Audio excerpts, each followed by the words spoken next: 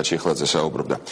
ინციდენტის ზესტაფონის რაიონის სოფელ კვალიჩში ტელეკომპანია რეალ ტივის ჟურნალისტ თორნიკე კოშკაძეს თავს მეცხრე არხზე ოლიგარქის სატელევიზიო ჩართვისთვის საგანგებოდ შეკრებილი ივანიშვილის მხარდამჭერები დაესხნენ და ფიზიკურად გაუსწორდნენ, რის შემდეგაც თავის დაზღვევის მიზნით პოლიციაში უჩივლეს.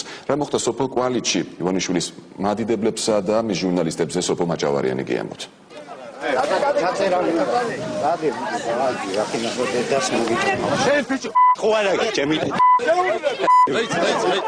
ბიძინა ივანიშვილის რუსულ ფულს დახარბებული სოფლელი მეოცნების გინებას თორნიკე კოშკაძის მხრიდან მდგომარეობიდან გამოყვანა მოხდა.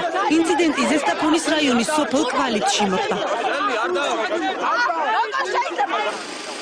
რეალ ტივის საინფორმაციო სამსახურის ჟურნალისტები სოფელ კვალიჩში ბიძინა ივანიშვილის მეცხრე არხზე მიმდინარე ტელეხიდთან დაკავშირებით ჩავიდნენ. რეალ ტივის რამდენიმე კითხვა ჰქონდა.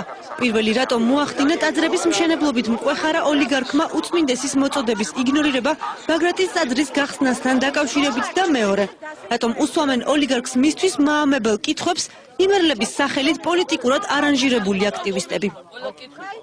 ძალიან გთხოვთ, კაცი არ შემოხვდეთ. ვერ გავიგე. პირდაპირ ეთერი. პირდაპირში მინდა რომ დავსვა კითხვა. სად უნდა ჩაცვა? ჩვენი ეთერია, კაცო, თქვენი კი არა. ხო არის ტელექსანა. რატომ ვერ დავსვა?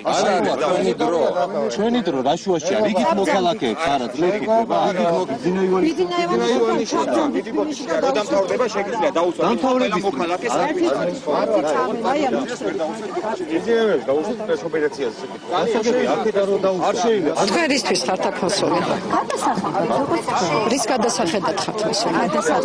რა უნდა გადაიღოთ ხალბატონო? შეგიძლიათ გადაიღოთ ოღონდ კადრში ნუმრში. კვალიჩში მომხდარი ინციდენტის კიდევ ერთი მონაწილე შევარდნაძის დროინდელ მთავრობაში წარმატებულ ჟურნალისტად წოდებული ლუბა ელიაშვილის სააგენტოს წარმომადგენელია. ოლიგარქის ჟურნალისტი ეკატერინე დუგლაძე პროვოკაციის მოწყობაში აქტიურად მონაწილეობდა და რეალ ტივის ჟურნალისტებს არაფხიზელ მდგომარეობაში ყოფნას აბრალებდა. რატომ ამოხვედი ნასვამი სამუშაო საათებში? გამოდი. რატომ ნებისმიერ ნარკოლოგიურ შემოწმებას გავლილი თქვენთან. მაშინ რატომ იქცევი? ბიძინა ივანიშვილის ჯიბის მედიად წოდებულმა სამსახურმა საკუთარ ინტერნეტ სააგენტოზე მხოლოდ მათთვის სასურველი მასალა ატვირთა. ინფოცხრაზე არ არის ნაჩვენები თუ როგორ აგინებს მეოცნებე აქტივისტი თორნიკე კოშკაძეს და ასევე არ არის ნაჩვენები ის მასალები, რომელიც რეალ ტივიმ ივანიშვილის ტელეხიდთან დაკავშირებით გადაიღო. ტელეკომპანია საპარლამენტო არჩევნებში მონაწილე ორ მთავარ პოლიტიკურ ძალას ღია ეთერს უთმობს. ბიძინა ივანიშვილის ფულით ნაკვები მედიად წოდებული სუბიექტები საკუთარ მიმდევრებსაც რომ ატყუებენ ეს გუშინ კიდევ ერთხელ დაადასტურდა. მეცხრე არხზე ტელეხიდის ჩართვაში, სადაც სოფელი ზედა საქარა დასახელდა, წინამძღოლში ბიძინას აქტივისტები სოფელ კვალიჩში დასახლებული პუნქტიდან საკმაოდ მოცილებით შეკრიბეს. ზესტაფონიდან გვექნება მორიგი პირდაპირ ჩართვა, თუმცა სანამ ზედა საქარას ჩავთავთ და თორნიკე ხურციძეს. რატო არის ზემო საქარა დაანონსებული და რატოა კვალი? ჯერ ვიყავით ზემო საქარაში და ეხლა მოვედით კვალიჩში. კვალიჩში გამოგებარა, თქვენ როცა ჩვენ ვიყავით საქარაში, ჯერ გავაკეთეთ ჩართვა ზედა საქარიდან, მე წამოვედით კვალიჩში. მოგესალმებით, ჩვენ ახლა ზესტაფონის რაიონის სოფელ კვალიჩში ვიმყოფებით. მე არაფერი მინაშე მაგნაი აქვს სოფელში დღეს. სხვა არ ვიცი. არა, არაფერი ასეთი არ გვწმენი, არაფერი არ ყოფილა. ზესაქარაში ვცხოვრობ. და ასეთი რამე არ ყოფილა. თქვენ სოფელში იყოთ ვარა მსგავსი ტელეხიდი?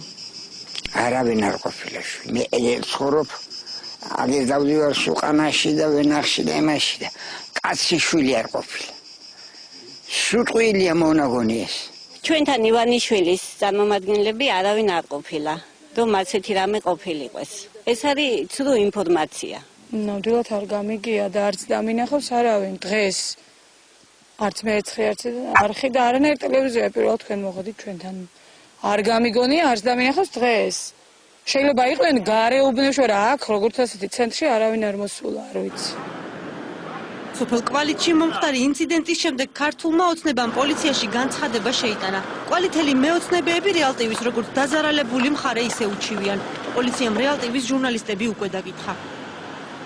ჩამოგვართვეს გამოძიებულმა ჩვენებები და მე გავარკვიე რომ ჩემს წინააღმდეგ იმ ადამიანს აქვს შეტანილი და საერთოდ რეალ ტივის სახელს წინააღმდეგ აქვს შეტანილი საჩივარი რომ მე მივაყენე მას ფიზიკური შეურაცხყოფა და სიტყვიერი შეურაცხყოფა. ძალიან აგრესიულები იყვნენ ადამიანები ჩვენს მიმართ და გვაიძულებდნენ ტერიტორია დაგვეტოვებინათ, როდესაც ეკა ინფო9 ჟურნალისტი ჩემთან არკვევდა ეგრეთ წოდებულ რაღაც სიტუაციას, ხო ამ დროს ჩემ კოლეგა თონიკე კოშკაძეზე უკვე განხორციელდა ფიზიკური და სიტყვიერი შეურაცხყოფა.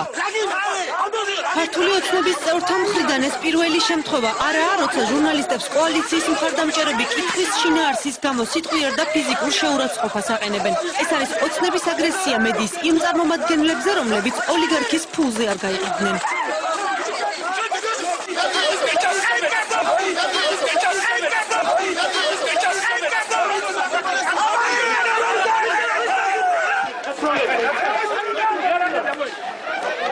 შენზე ამბობენ პოსეიდონის გოზი იყო და ეხლა უნდა იმას ხნა რა ქვია.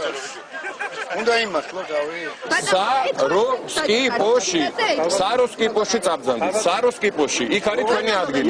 დაიბადე შენ გაგზავნა მითხარი რა. კოლეგა ჩატ ტელევიზია, დედა ნული ტელევიზია ხარ.